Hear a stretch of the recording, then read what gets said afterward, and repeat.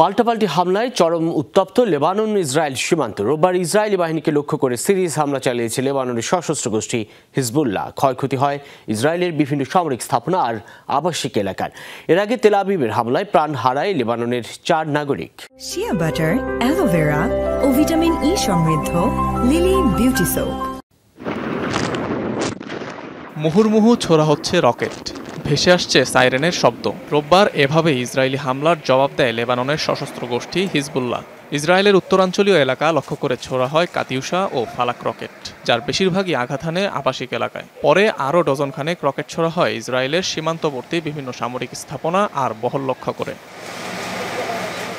তবে পাওয়া যায়নি হতাহতের কোনো খবর। ইসরায়েলি বাহিনী জানায় 40টির মতো রকেট ছোড়া হয়েছে লেবানন থেকে, যার মধ্যে ধ্বংস করা হয়েছে বেশ কিছু। অপরদিকে 10 দফা হামলা চালানোর দাবি করেছে হিজবুল্লাহ।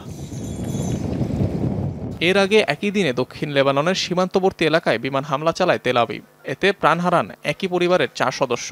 আহত হয় বেশ কয়েকজন বেসামরিক নাগরিক। গাজায় ইসরায়েলি আগ্রাসন শুরুর পর থেকেই লেবানন ইসরায়েল সীমান্তে উত্তেজনা তুঙ্গে। প্রায় প্রতিদিনই হচ্ছে সংঘাত।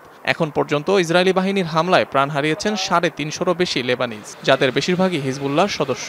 অন্যদিকে লেবাননের হামলায় এ পর্যন্ত 22 জন ইসরায়েলি সামরিক সদস্য ও বেসামরিক নিহত হওয়ার খবর পাওয়া গেছে। অনিক রহমান, যমুনা নিউজ।